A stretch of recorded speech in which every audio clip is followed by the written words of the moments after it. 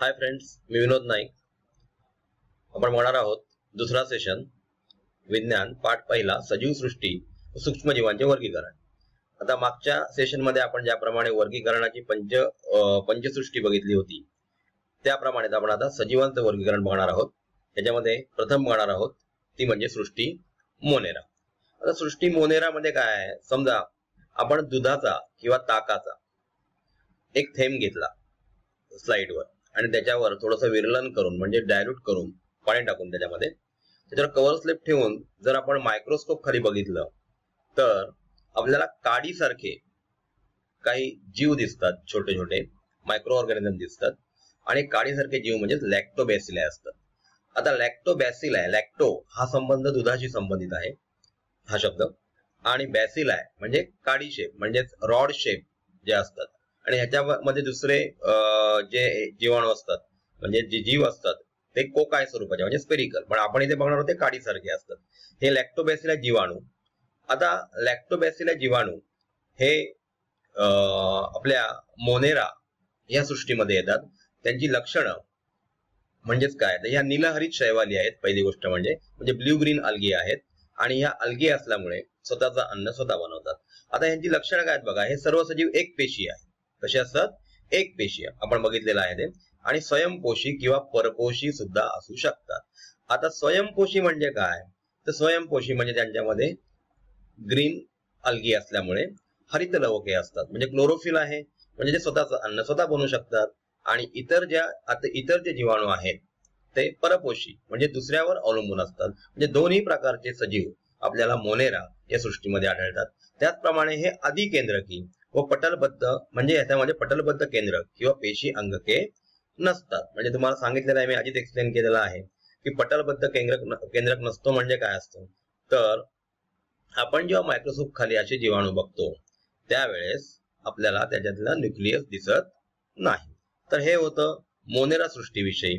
आता आपण पुढली स्लाइड बघणार आहोत, त्याच्यामध्ये प्रोटिस्टा या सृष्टीविषयी अभ्यास करणार आहोत. बघा, प्रोटिस्टा सृष्टी 2 आहे. त्याच्यामध्ये अमिबा, पॅरामोएशियम, युग्लिना अशा प्रकारचे सजीव येतात. आता हे अमिबा किंवा पॅरामोएशियम बघण्यासाठी आपल्याला काय करावं लागेल, तर आपल्याला एक एक्सपेरिमेंट करावा लागेल. तो एक्सपेरिमेंट म्हणजे प्रयोग कुठला असेल तर डबक्यातलं पाणी घ्यायचं आणि ते स्लाइडवर ठेवायचं आणि त्याच्यावर कव्हर स्लिप टाकायची.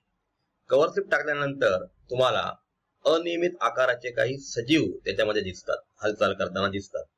तर हे सजीव म्हणजेच कोण असतात, तर अमिबा. तर अमिबा या प्रोटिस्टा मध्ये येतात. म्हणजे प्रोटिस्टा या सृष्टीमध्ये त्यांचं वर्गीकरण केलेलं आहे रॉबर्ट होर्डिंग विटागर यांनी. तर ह्यांची लक्षणं म्हणजे काय असतात, तर बघा ह्यांची लक्षणं अशी आहेत, हे एक पेशी आहेत आणि पटलबद्ध केंद्रक ह्याच्यामध्ये असतं.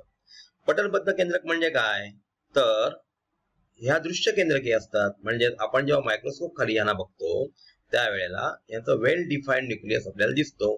तसेच इतर पेशी अंगक सुद्धा याच्यामध्ये आपल्याला दिसत असतात. आणि प्रचलनासाठी छदमपाद किंवा रोमके तयार करतात. आता छदमपाद हा शब्द म्हणजे काय, याला इंग्लिशमध्ये म्हणतात स्युडोपोडिया. आता मी सांगितल्याप्रमाणे पहिल्या सेशन मध्ये आपण बघितलं होतं की छदमपादांचा वापर करून म्हणजे स्युडोपोडियाचा वापर करून अमिबा लोकोमेट होतो म्हणजे काय होतो, तर तो पुढे जाऊ शकतो, मागे येऊ शकतो, म्हणजे आभासी पाय आहेत आणि म्हणून त्याला छदमपाद असं म्हटलं जातं. आता बघा, स्वयंपोषी असतात हे किंवा परपोषी सुद्धा असू शकतात. तर स्वयंपोषीमध्ये कोण आलं, तर युग्लिना, वॉलवॅक्स या पेशीत हरित लवके असतात. हरित लवके असतात म्हणजे ऑटोट्रॉप्स आहेत, स्वतःचं अन्न स्वतः तयार करू शकतात आणि म्हणून हे स्वयंपोषी आहेत. तसंच परपोषी म्हणजे काय, उदाहरणार्थ अमिबा, पॅरामोएशियम किंवा प्लास्मोडियम हे इत्यादी जे तुम्हाला जीव दिसतात, सजीव दिसतात, हे दुसऱ्या अन्नावर अवलंबून दुसऱ्याने तयार केलेल्या अन्नावर अवलंबून असतात, म्हणून हे परपोषी आहेत. तर आपण याच्या डायग्राम्स आपल्या बाजूच्या स्लाइड मध्ये आपल्याला दिसता येतच आणि ह्याचा अभ्यास आपण करत आलेलो आहोत. गेल्या वर्षी सुद्धा आपण त्याचा अभ्यास केलेला आहे. आता याच्यामधला तिसरा भाग म्हणजे तिसरी सृष्टी आपण बघूया, ती म्हणजे आहे कवके. बघा, कवके तयार कशी होतात, तर आपण एखादा भाकरीचा तुकडा किंवा पावाचा तुकडा, तर तुम्हाला माहितच असेल भाकरी किंवा पावाचा तुकडा म्हणजे हे कार्बनी पदार्थ आहेत, आणि हा मॉइस्ट करून थोडा ओलसर करून जर आपण एखाद्या बाटलीमध्ये बंद करून ठेवला तर एक 2-3 दिवसामध्ये त्याच्यावर बुरशी येते, म्हणजेच व्हाईट कलरचे असे फायबर्स तयार होतात, तंतू तयार होतात.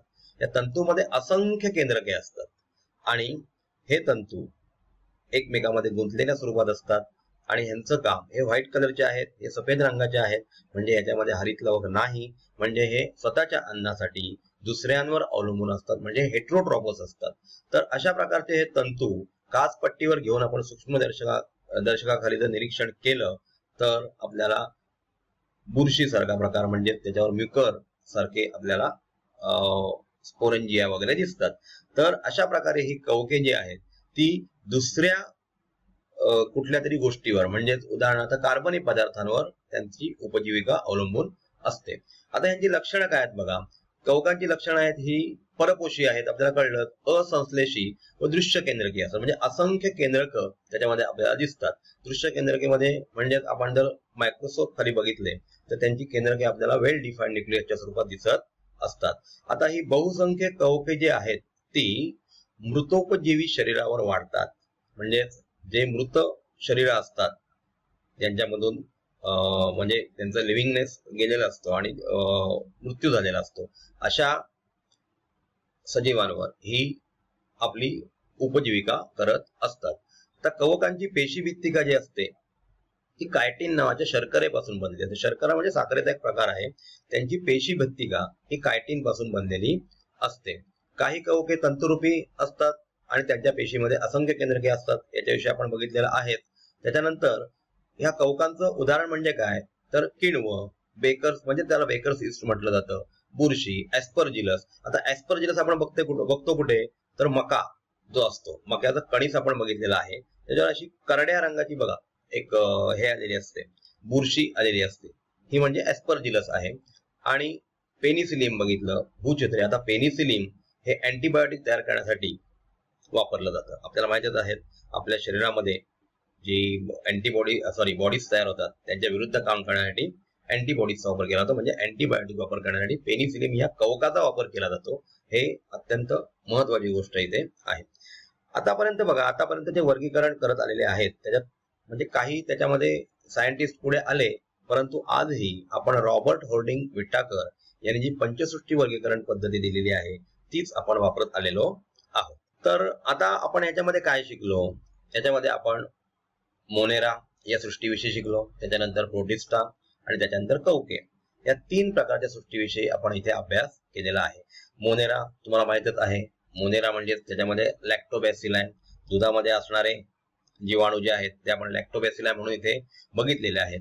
त्याच्यानंतर आपण प्रोटिस्टामध्ये अमिबा, प्लास्मोडियम किंवा इतर वॉल्वॅक्स किंवा युग्लिना अशा प्रकारे शैवालांचा अभ्यास केलेला आहे. तसेच हे समजा युग्लिना वगैरे आहेत ते स्वयंपोषी असतात आणि त्याच्यानंतर परपोषी म्हणजे अमिबा, पॅरामोशियम किंवा प्लास्मोडियम बघितले आणि त्यानंतर शेवटी बघितला होता तो म्हणजेच कवकांची सृष्टी आपण बघितली होती. कवके ही मृतोपजीवी शरीरावर वाढतात, तंतुमय स्वरूपात असतात, त्यांच्यामध्ये असंख्य केंद्रके असतात आणि त्यातली काही कवके, उदाहरणार्थ आपण जर पेनिसिलिनचा विचार केला तर आपल्याला ते अत्यंत आवश्यक असं कवक आहे.